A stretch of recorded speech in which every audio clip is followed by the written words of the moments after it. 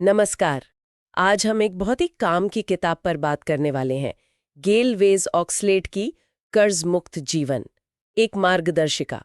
इसका मकसद है उन लोगों की मदद करना जो पैसों की तंगी से निकलकर एक तरह की वित्तीय आज़ादी पाना चाहते हैं। हाँ, बिल्कुल। और ये किताब दावा करती है कि ये रास्ता दिखा सकती है।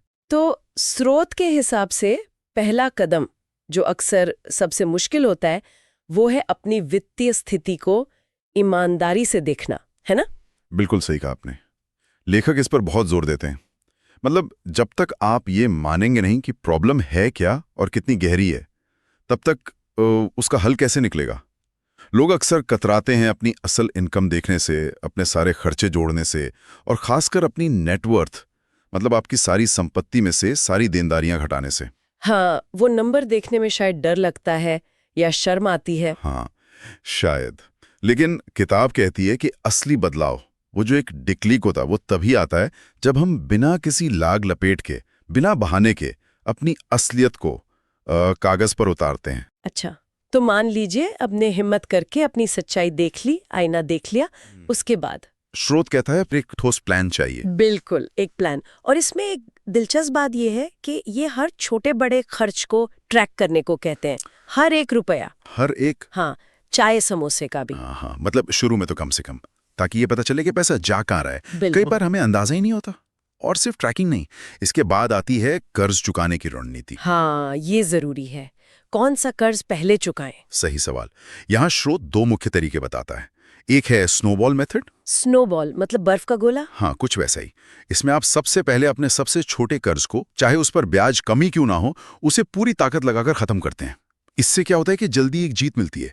एक कर्ज खत्म तो हौसला बढ़ता है, एक मनोवैज्ञानिक बढ़त मिलती है। अच्छा, और दूसरा तरीका? दूसरा है एवलांच मेथड। एवलांच यानी हिमस्खलन। इसमें आप गणित लगाते हैं। आप उस कर्ज पर सबसे पहले फोकस करते हैं जिस पर ब्याज दर सबसे ज्यादा है। भले ही वो रकम में बड़ा हो। हाँ, भले ही वो बड़ा हो, क्योंकि लंबे समय में आप ब्याज पर सबसे ज्यादा पैसा इसी तरीके से बचाते हैं। तो एक में मनोवैज्ञानिक जीत है, दूसरे में गणितीय बचत।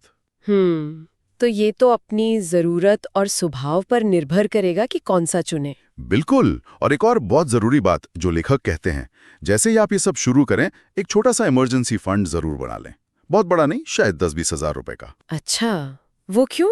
कर्ज चुकाने के साथ। हाँ। ताकि अगर अचानक कोई छोटा मोटा खर्चा आ जाए, मान लीजिए गाड़ी का टायर पंचर हो गया या कोई छोटी मेडिकल जरूरत आ पड़ी, तो आपको फिर से कर्ज ना लेना पड़े।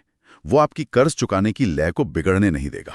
ये बात तो बहुत प्रैक्टिकल है, वरना एक छोटी सी मुसीबत पूरे प्लान को डिरेल कर सकती है। सही। ठीक है, तो हमने स्थिति समझ ली, प्लान बना लिया, कर्ज चुकाने की स्ट्रैटेजी चुन ली, छोटा इमरजेंसी फंड भी शुरू कर दिया।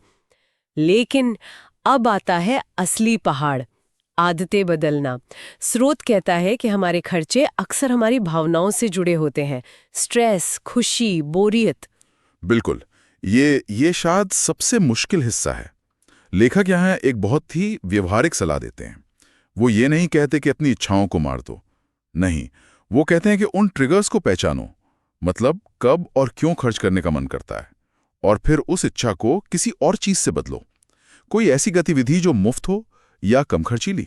जैसे अगर तनाव में शॉपिंग करने का मन करता है, तो शायद वॉक पर निकल जाएं, या म्यूजिक सुने, या किसी दोस्त से बात कर लें। मतलब पैटर्न तोड़ना है। और वो क्रेडिट कार्ड वाली बात? हाँ, वो भी इसी से जुड़ा है। लेखक जोर देते हैं नकद या डेबिट कार्ड इस्तेमाल करने पर। वो इसे पेन ऑफ पेमेंट या भुगतान का दर्द कहते हैं। भुगतान का दर्द? हाँ, जब आप क्रेडिट कार्ड स्वाइप करते हैं हम, तो वो दर्द महसूस नहीं होता। वो प्लास्टिक का टुकड़ा लगता है, जैसे कुछ गया ही नहीं। हाँ, बात तो सही है। लेकिन जब आप पर्स से नोट निकाल कर देते हैं, गिन कर, तो वो थोड़ा चुभता है। वो एहसास दिलाता है कि पैसा जा रहा है। और ये चुभन, ये दर्द आपको सोच समझकर खर्च करने में मदद कर सकता है। ये तो दिलचस्प नजरिया है। ठीक है, प्लान है, आदतें बदलने पर काम शुरू कर दिया, लेकिन इसे लंबे समय तक निभाना, वो कैसे हो रोजमर्रा की जिंदगी में? यहाँ पर अनुशासन और निरंतरता की बात आती है, मतलब कंसिस्टेंसी। हाँ। स्रोत कहता है अपनी प्रोग्रेस को ट्रैक करते रहो। देखो कि कर्ज कितना कम हुआ, बचत कितनी बढ़ी। ये आपको मोटिवेटेड रखेगा। हाँ, छोटे छोटे माइलस्टोन सेलिब्रेट करना शायद। बिल्कुल। और प्रलोभनों से बचना सीखो। सेल, डिस्काउंट, ऑफर्स, इनके चक्कर में बेवजह की खरीदारी से बचना। मुश्किल है पर जरूरी है। और एक और चीज, अगर आपको लगता है कि आप अकेले लड़खड़ा सकते हैं तो किसी भरोसेमंद दोस्त या घर के सदस्य को अपना अकाउंटेबिलिटी पार्टनर बना लें। अकाउंटेबिलिटी पार्टनर मतलब कोई ऐसा जिसे आप अपनी प्रगति के बारे में बताएं, अपनी चुनौतियों के बारे में बात करें। वो आपको टोक सकता है, हौसला दे सकता है, आपको पटरी पर बने रहने में मदद कर सकता है। ये अच्छा आइडिया है। किसी का साथ हो तो सफर आसान लगता है। हाँ।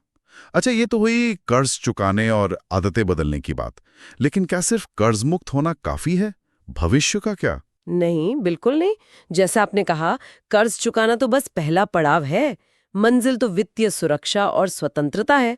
स्रोत भविष्य की तैयारी पर भी उतना ही जोर देता है। इसमें आता है धीरे धीरे एक बड़ा इमरजेंसी फंड बनाना, कम से कम 3 से 6 महीने के जरूरी खर्चों के बराबर। 3 से 6 महीने, ये तो काफी बड़ी रकम हुई। हाँ, इसमें समय लगता है, लेकिन ये बहुत जरूरी है ताकि अगर नौकरी चली जाए या कोई बड़ी मेडिकल इमरजेंसी आ जाए तो आप पूरी तरह से लाचार ना हो। इसके अलावा सही बीमा कवर, खासकर टर्म लाइफ इंश्योरेंस अगर आप पर कोई निर्भर है, और हेल्थ इंश्योरेंस, ये आपकी मेहनत की कमाई को किसी अनहोनी से बचाते हैं। सही बात है, बीमा को हम अक्सर नजरअंदाज कर देते हैं। हाँ, और फिर रिटायरमेंट की प्लानिंग। जितनी जल्दी हो सके एसआईपी यानी सिस्टमैटिक इन्वेस्टमेंट प्लान के जरिए निवेश शुरू करना।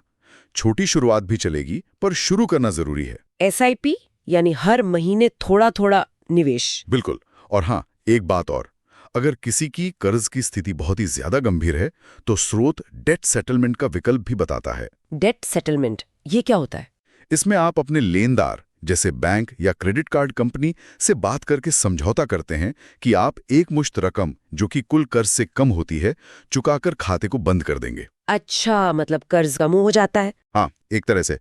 लेकिन इसमें एक बड़ा पेच है, ये आपके क्रेडिट स्कोर को बहुत बुरी तरह प्रभावित कर सकता है। ओह, तो भविष्य में लोन वगैरह मिलना मुश्किल हो जाएगा। हाँ, बहुत मुश्किल हो सकता है।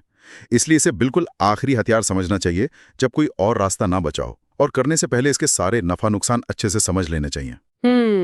तो ये सारी बातें सुन के लग रहा है कि इस किताब का निचोड़ यही है कि हमें अपने पैसे, अपनी आदतों और अपने भविष्य की बागडोर अपने हाथ में लेनी होगी, कंट्रोल लेना होगा। एकदम सही कहा आपने।